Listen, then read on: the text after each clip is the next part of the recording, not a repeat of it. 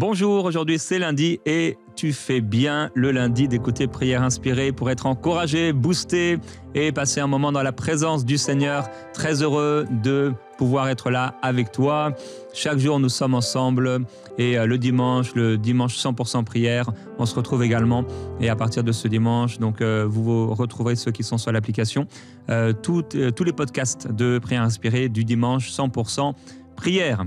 Et donc, je vous rappelle que le dimanche 100% prière, c'est toutes les prières de la semaine qu'on met en un seul podcast le dimanche. Donc, on est lundi et comme chaque lundi, je veux saluer des frères, des sœurs qui sont dans un endroit du monde. Et aujourd'hui, alors qu'on va parler de la main du Seigneur, il y a un temps dans notre vie, quand on rencontre le Seigneur, on rencontre son amour, on est touché par lui, on est touché par son amour et il peut arriver des temps dans notre vie où au lieu de s'attacher vraiment au cœur de Jésus, on va s'attacher à ce qu'il peut nous donner. C'est important aujourd'hui et pendant cette semaine, Dieu veut faire, je crois, un réglage dans le cœur de plusieurs personnes et il veut révéler encore une nouvelle fois avec une nouvelle facette, avec une plus grande révélation qui est Jésus et ce que Jésus veut pour nous.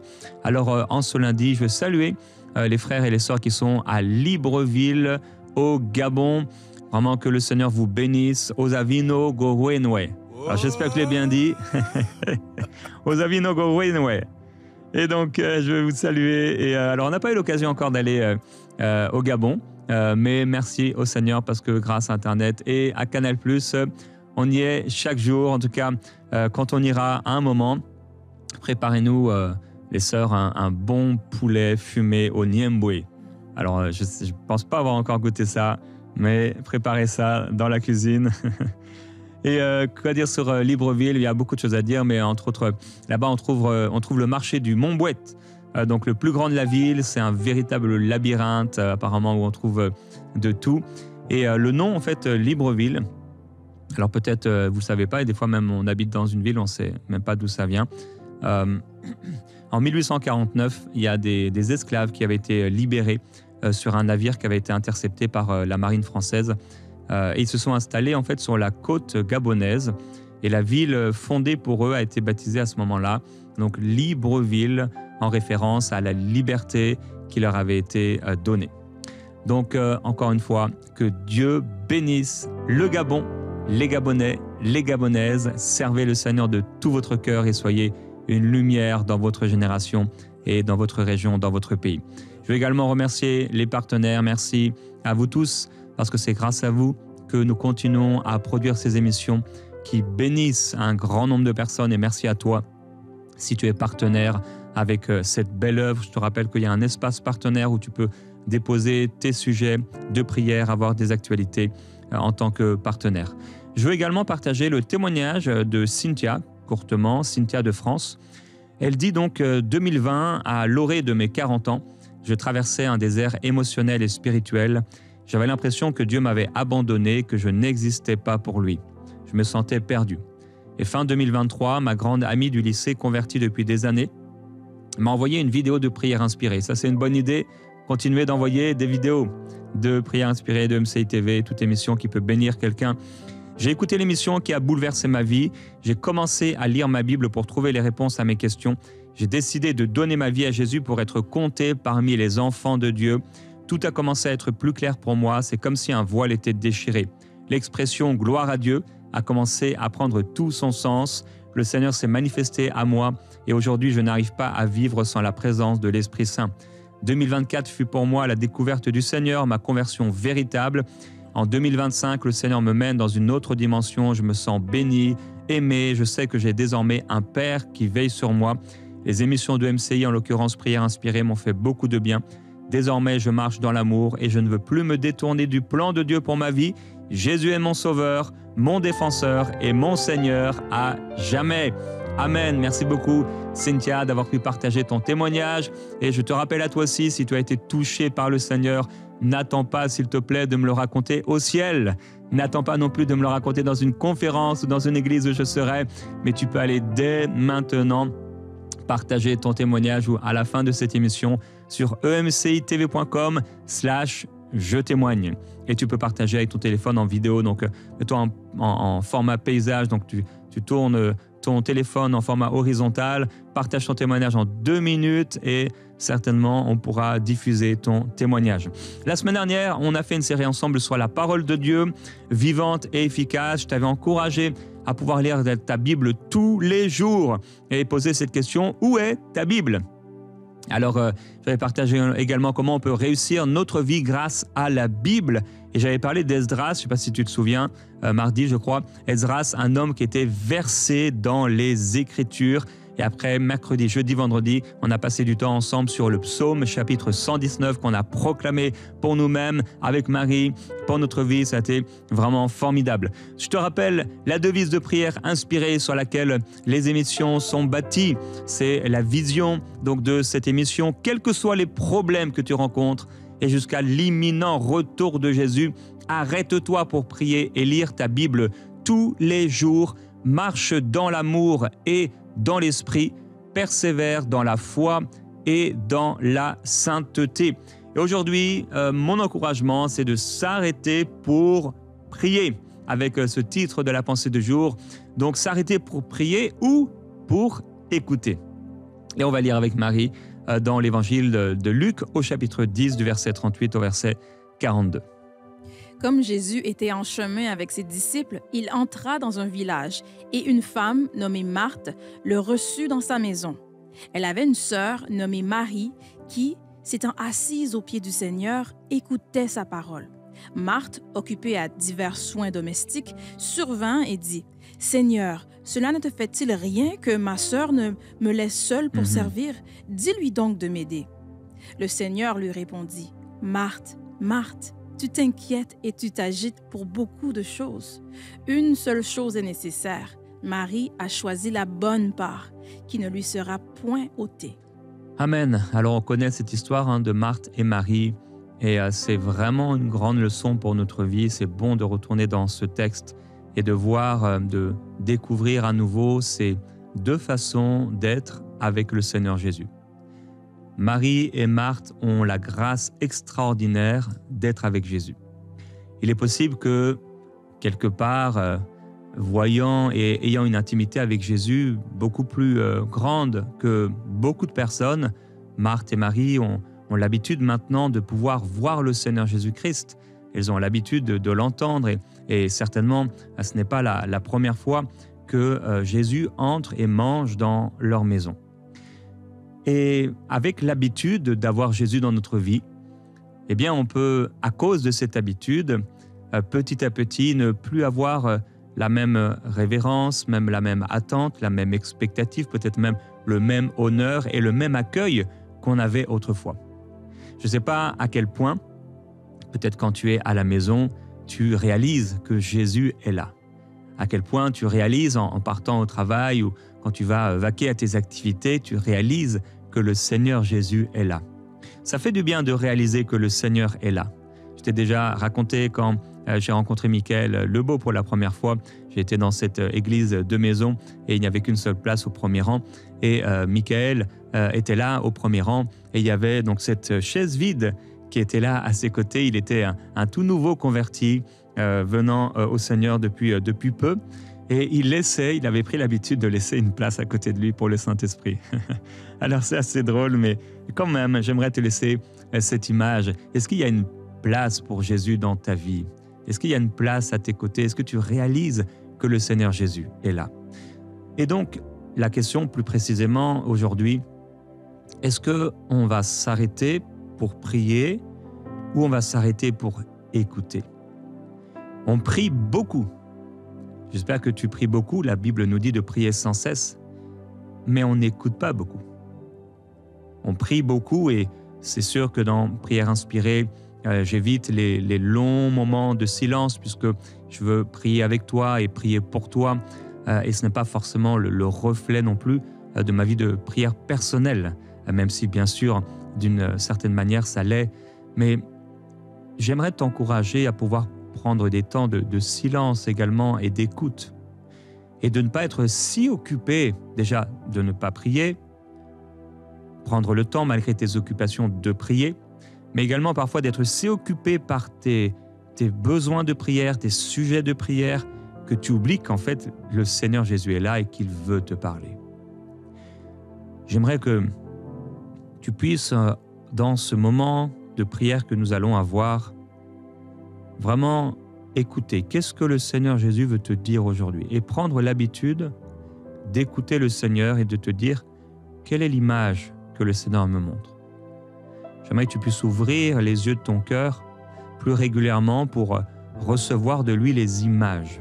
Dieu parle souvent par des images. Quelle est l'image qui monte dans ton cœur? Et qu'est-ce que Dieu veut dire avec cette image? Je crois que Dieu veut nous parler bien plus qu'on ne peut le penser. Quel est le mot que Dieu veut te donner? Peut-être quel est le verset qui monte dans ton cœur et auquel tu n'as pas vraiment pris garde, et pourtant c'est le Seigneur qui te parle.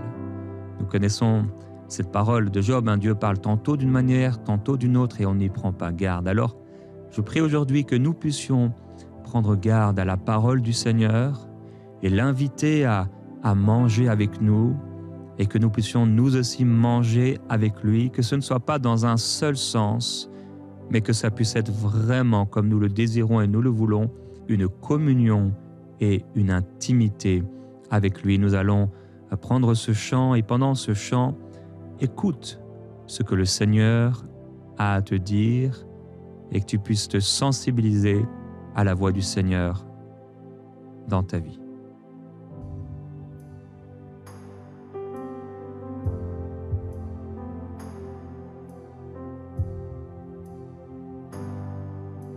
Je t'offre ma vie comme un sacrifice.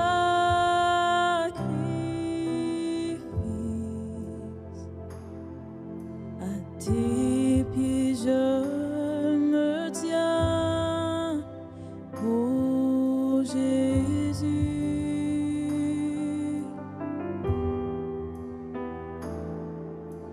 Je veux être un vase utile à ta gloire. Je veux faire monter vers toi cette bonne odeur.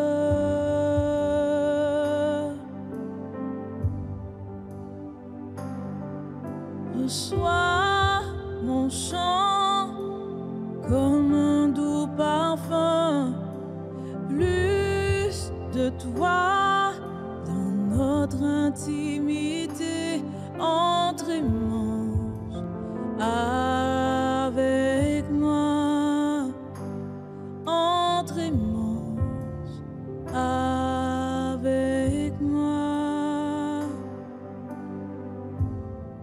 Je t'offre ma vie comme un sacrifice.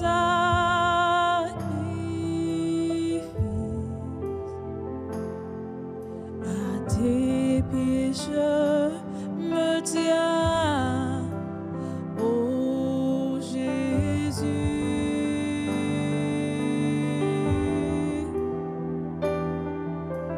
Je veux être un vase utile à ta gloire. Je veux faire monter vers toi cette bonne odeur.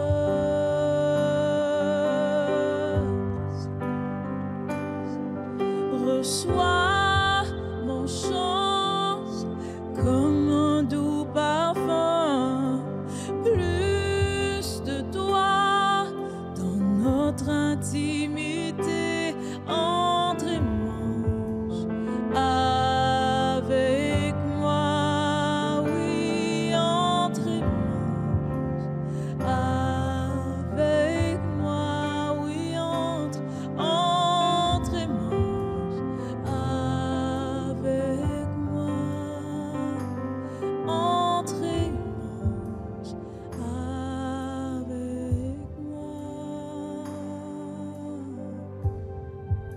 J'aimerais t'inviter à faire cet exercice régulièrement à pouvoir, dans ton lieu de prière, là où tu as l'habitude de prier, peut-être tu pries debout, en marchant, faisant des allers-retours, peut-être, je ne sais pas de quelle manière tu pries, mais à pouvoir te dire, mais où est Jésus dans cette pièce? Et pouvoir y aller. Là où le Seigneur se trouve, bien sûr, on sait qu'il est partout, mais sois sensible. Est-ce que le Seigneur Jésus est assis quelque part et pouvoir aller à cet endroit et réaliser que, ok, waouh, même tu peux regarder l'endroit et te dire, Seigneur Jésus, je crois que tu es là. Ça va te sensibiliser davantage à la présence du Seigneur. J'aimerais qu'on puisse lire Jean chapitre 6, verset 2 et également après le verset 26. Une grande foule le suivait parce qu'elle voyait les miracles qu'il opérait sur les malades. Et au verset 26, Jésus leur répondit, « En vérité, je vous le dis, vous me cherchez non parce que vous avez vu des miracles, mais parce que vous avez mangé des pains et que vous avez été rassasiés. » Alors, la foule suivait le Seigneur parce qu'elle voyait les miracles qu'il opérait sur les malades. Et au verset 26, c'est une parole du Seigneur. Donc, il dit, en fait, vous me cherchez plus parce que vous avez vu des miracles, mais parce que vous avez mangé des pains et vous avez été rassasiés. J'ai toujours été un peu étonné de cette seconde parole, comme si le Seigneur disait que c'était même bien, une bonne chose de le suivre à cause des miracles qu'il fait. En fait, on peut chercher Jésus pour ses miracles, voir ce qu'il fait, mais sans forcément avoir une relation avec lui. On peut aussi suivre Jésus parce qu'on voit ses miracles, parce qu'en fait, ces miracles montrent qui il est. Et je crois que c'est ce dont Jésus parle ici. Vous ne me suivez pas parce que vous avez vu des miracles, dans le sens, ces miracles attestent qui je suis, mais parce que vous avez mangé du pain. Et chercher Jésus pour le pain, eh bien, on peut venir à lui uniquement pour satisfaire un besoin matériel et ne voir que la main du Seigneur. Alors, c'est le titre de cette série, cette semaine, du pain ou sa main. Alors, on a l'habitude de dire qu'il ne faut pas chercher la main du Seigneur, mais le cœur de Dieu et qui il est. Jésus t'intéresse-t-il vraiment? Est-ce que tu le cherches pour le pain qu'il te donne? Parce qu'il répond à tes besoins, à tes prières, parce que tu as besoin de lui tout simplement, ou pour sa main? Mais aujourd'hui, je veux parler de cette main et cette semaine, de la main du Seigneur, mais pas la main qui donne, mais plutôt la main comme ce lien qui nous amène à lui, cette main qui nous guide, cette main qui nous corrige, cette main qui nous montre le chemin. C'est de cette main dont je parle cette semaine. Je crois que nous sommes appelés à chercher la main du Seigneur, mais pas pour ce qu'elle nous donne, mais plutôt parce que cette main est rattachée complètement à qui il est. Dans la vie, souvent, on voit simplement la main des gens.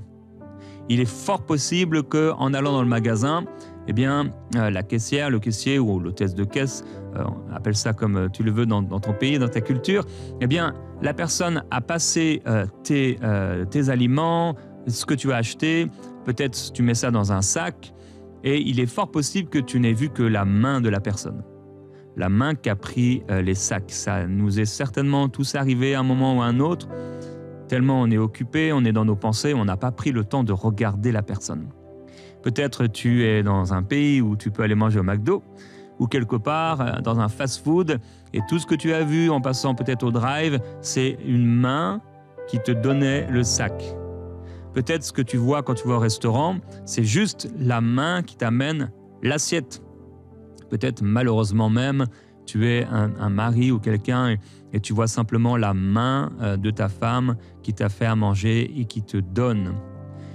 Le monde est devenu tellement égocentrique qu'on ne voit presque plus que des mains. On ne s'arrête plus pour voir le visage des personnes, pour regarder les gens dans les yeux. Alors il y a des cultures comme ça où on ne regarde pas les gens dans les yeux. On leur parle même et on regarde ailleurs. C'est important de pouvoir regarder les gens dans les yeux. J'aimerais t'encourager aujourd'hui à regarder Jésus dans les yeux.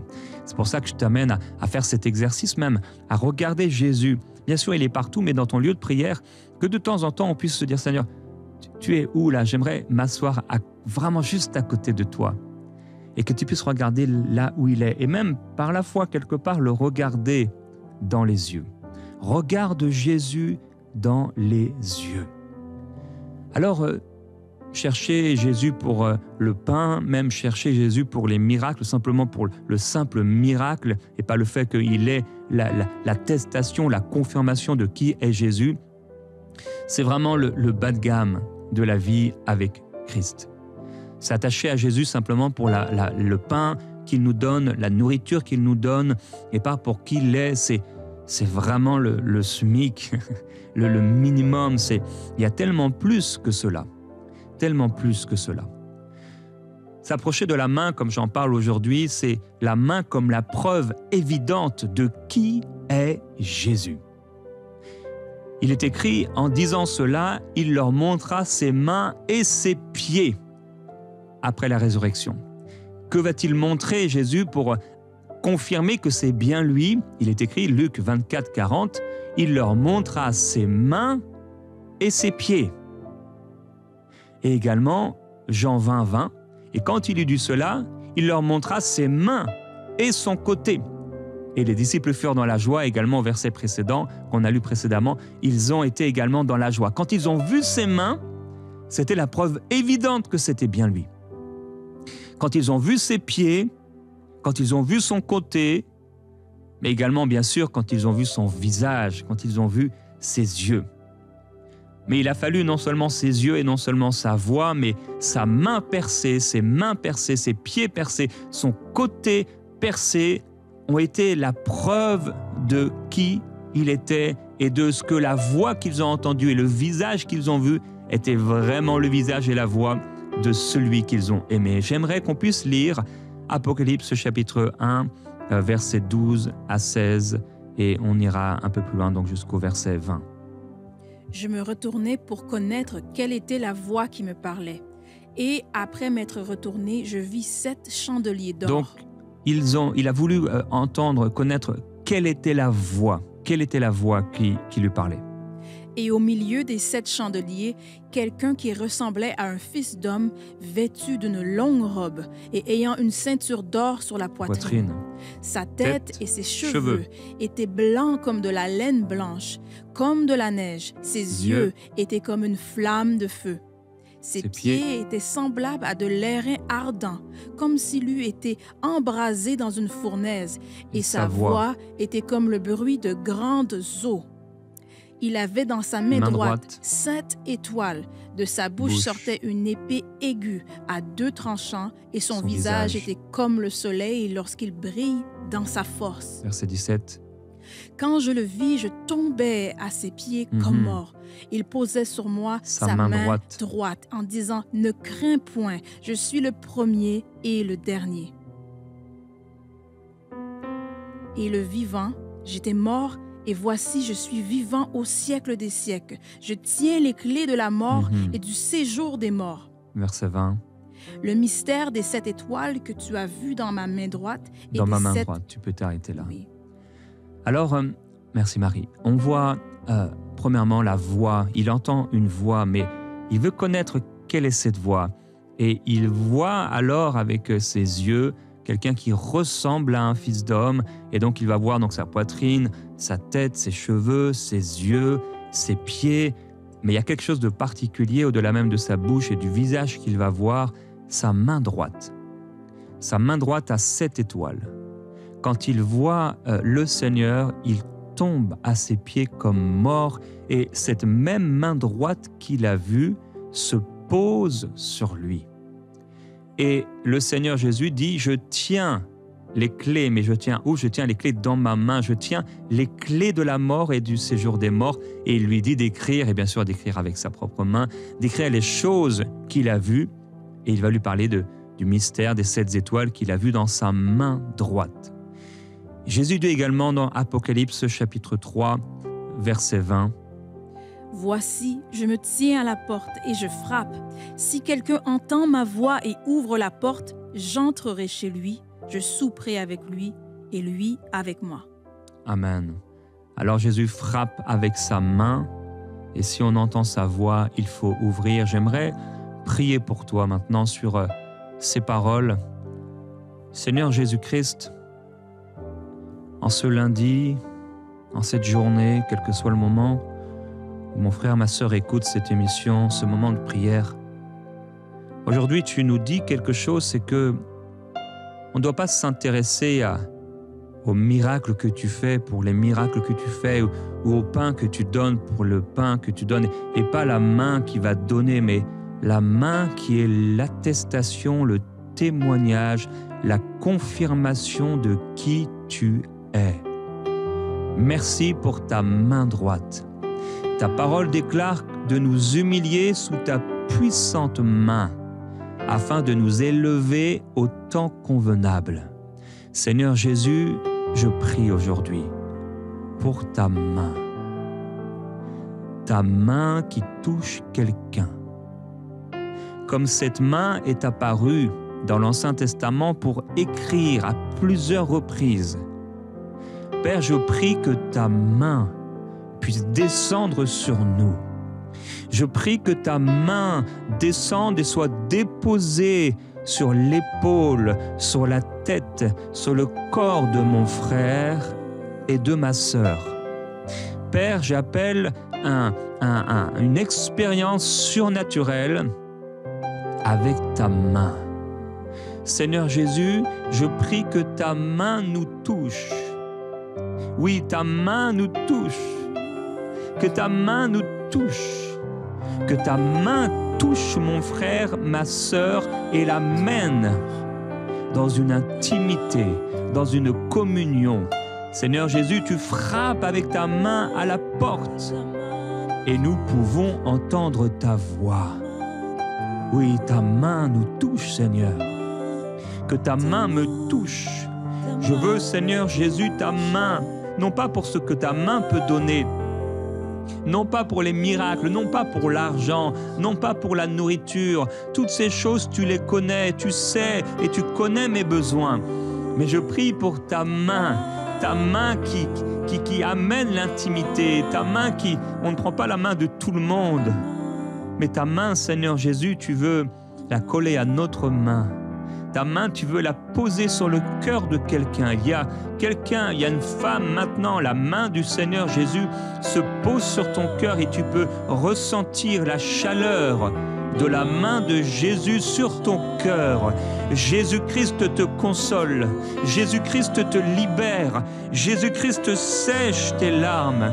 Jésus-Christ connaît et il vient apaiser, il vient consoler, il vient libérer, il vient étendre son bras, sa main d'amour sur toi. Seigneur Jésus, merci, merci. Je vois le Seigneur Jésus même toucher les pieds de certaines personnes. Toi, Seigneur, tu t'es abaissé et tu as lavé les pieds de tes disciples en nous montrant un exemple. Mais aujourd'hui, je vois ta main, Seigneur Jésus, se déposer sur certains pieds pour les consacrer, pour les sanctifier, pour les diriger. Seigneur, nous ne sommes pas capables, nous ne sommes pas dignes de pouvoir délier la courroie de tes sandales. Et pourtant, tu t'es abaissé, tu t'es humilié. Pourtant, tu poses ta main sur nous et tu vas même jusqu'à poser ta main sur nos pieds pour les consacrer pour le service. Seigneur Jésus, merci pour cette main qui se pose aujourd'hui. Merci pour cette main d'amour. Merci pour cette main d'amour. Père, nous ne voulons pas le pain seulement, mais nous voulons ta main. Nous voulons ta main. Nous ne voulons pas nous arrêter sur le pain que donne ta main, mais nous voulons être en communion avec cette main qui dirige, cette main qui console, cette main qui montre, cette main qui corrige, cette main qui apaise et qui est reliée directement à ton cœur. Père, c'est ma prière aujourd'hui, que cette main, que ta main se pose sur mon frère, se pose sur ma sœur, que comme on le voit dans certains pays en Afrique, avec des frères qui se tiennent la main ensemble et qui marchent dans la rue, des sœurs qui se tiennent et qui marchent dans la rue, Un frère et une sœur qui marchent dans la rue main dans la main. Père, je prie de marcher avec toi main dans la main. Mon frère, ma sœur, dis maintenant au Seigneur Jésus, en terminant ce moment de prière, mais continue ce temps de prière avec lui, en écoutant sa voix. Seigneur Jésus, donne-moi la main. Je prends ta main et je veux marcher avec ta main. Merci pour ta main, Seigneur Jésus, qui m'amène à ton cœur. Merci pour cette main qui m'amène comme Marie à tes pieds. Merci Jésus. J'entends ta voix, je vois ton visage et tu me prends par la main. Je t'adore Seigneur et je te loue de ce que tu fais aujourd'hui. Merci Père. Merci Seigneur Jésus-Christ. Amen.